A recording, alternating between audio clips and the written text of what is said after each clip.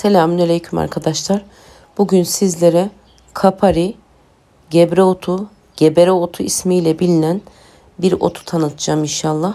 Benim bu otla tanışmam yaklaşık 10-15 sene önce eşimin bir rahatsızlığı sebebiyle kapari turşusu aramayla başladı. O zamanlar kapari turşusunu marketlerde çok nadir bir şekilde bulabiliyorduk. Çok büyük marketlerde, kavanozlarda turşu şeklinde bulmuştuk. Bu kapari neyin nesi diye araştırdığımızda ise aslında bizim yanımızda, yöremizde yetişen bir ot olduğunu öğrendik o zamanlar. Tabii ki kapari ismini duyduğumuz zaman çok böyle havalı ya da yabancıların söylediği bir isim gibi geliyor insana. Aslında Türkiye'de bilinen ismi gebere otu diye biliniyor. Bu ot genellikle çalı türü ve dikenli bir tür arkadaşlar. Yolunuzun üstünde, mezarlık kenarlarında, kumsal yerlerde kolayca bulabileceğiniz bir ot. Biz çocukken bu otu böyle gördüğünüz gibi ortasını kalem gibi yapar, elimize boyardık. Aslında çocukluğumuzdan, hafızamızda kalan bir ot. Tabii ki yıllar geçtikçe aslında unutulmuş ama şifası çok olan bir ot. Kaparinin bazı özelliklerini şöyle sıralayabilirim size. Öncelikle Evliya Çelebi seyahatnamesinde gebre otuna çok önem vermiş ve ayrıca gebre otunun turşusunun tüketilmesi gerektiğini söylemiştir. Evliya Çelebi seyahatnamesinde bu otun genellikle Çorum Osmancık bölgesinde yetiştiğini söylemiştir. Biz Amasya'dayız. Çorum Osmancık bölgesine zaten çok yakınız ve Amasya'da da oldukça fazla olan bu gebere otu aslında Türkiye'nin her yerinde kolayca yetişebilen bir ot.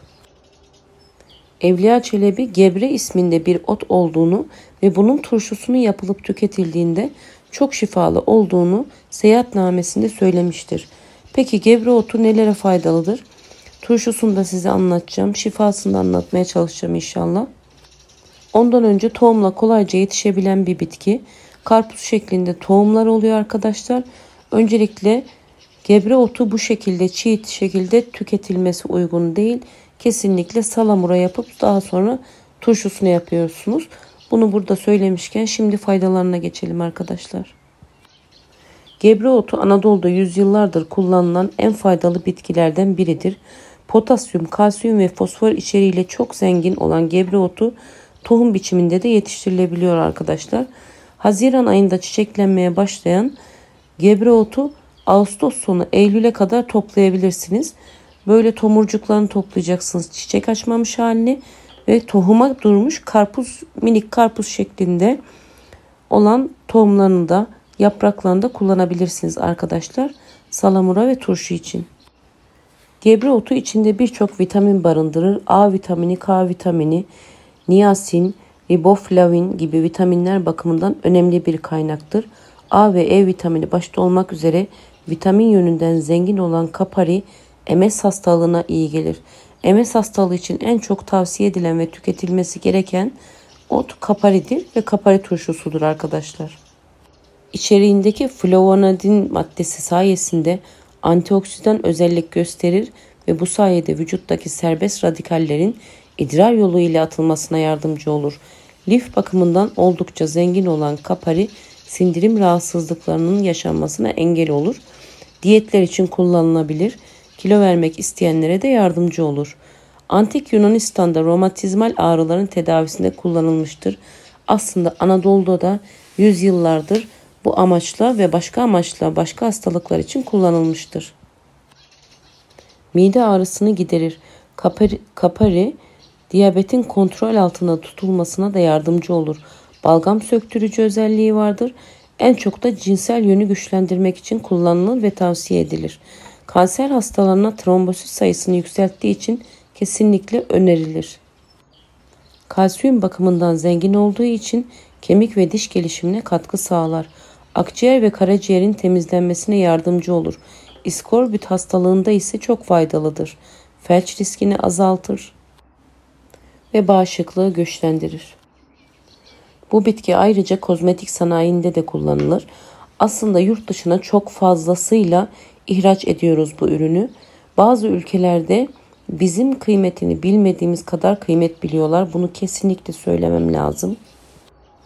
Aristo ve Hipokrat eserlerinde bu bitkinin tomurcuklarında çok sırlar olduğunu kesinlikle yazmışlardır. Mısır'daki Firavun mezarlarında, İtalya'da Rönesans döneminden kalan belgelerde kaparinin faydalarından bahsediliyor. Arkeolojik araştırmalarda ilk çağlardan bu yana kaparinin kök, yaprak ve meyvelerinden ilaç yapımından yararlandığı gösteriliyor. Kapari bitkisi İspanya'da milli bitki olarak ilan edilmiştir ve çok oranda döviz getirdiği için devlet korumasına alınmıştır. Uluslararası Kanser Enstitüsü'nde yapılan araştırmalar kapariyi antitümör aktivitesi sağladığı için ekstrat olarak hazırlanması için kullanılan bitkiler arasına sokmuştur. İnşallah biz ülke ve devlet olarak böyle güzel yararlı bitkilerin daha çok kıymetini biliriz ve daha çok faydalanırız arkadaşlar. Ülkemizde çoğalması ve korunması için de elimizden geleni yapalım. Lütfen kendi doğal ürünlerimize, doğal bitkilerimize yer verelim ve önemseyelim. Şimdi kaparinin turşu yapımını sizlere anlatmaya çalışacağım. Arkadaşlar topladığımız kapari tomurcuklarını, kapari karpuzları da olabilir. Şu anda ben bunları toplarken henüz tohum karpuzları oluşmamıştı. İçine yaprağını da kullanabilirsiniz. Öncelikle bir kavanoza koyup her gün hafif tuzlu suyunu değiştirerek 10 gün boyunca bu şekilde işlemden geçirmeniz gerek. Çünkü kapari turşu olmadan yenen bir bitki değil. Tadı çok acıdır. Mutlaka salamura şeklinde bu işlemden geçmesi gerekiyor. Daha sonra acılığı geçtiği zaman bunu zaten tadına bakarak anlarsınız. Acılığı geçtikten sonra da sirkeye koyup buzdolabında saklayabilirsiniz. 10 gün sonra tüketime başlayabilirsiniz arkadaşlar. Ama ne kadar uzun kalırsa o kadar lezzetli ve şifalı oluyor. Yapımı oldukça kolay ve her yerde bulabileceğiniz kapariyi umarım yaparsınız ve şifasından faydalanırsınız. Elimden geldiğince, dilim döndüğünce sizlere kapariyi, gebre otunu anlatmaya çalıştım. İnşallah faydalı bir video olmuştur. Şifasından yararlanın. Hayırlı, huzurlu, bol şifalı günler arkadaşlar. YouTube kanalıma abone olmayı unutmayın. Videolarımı beğenmeyi unutmayın arkadaşlar. Hayırlı, huzurlu günler diliyorum.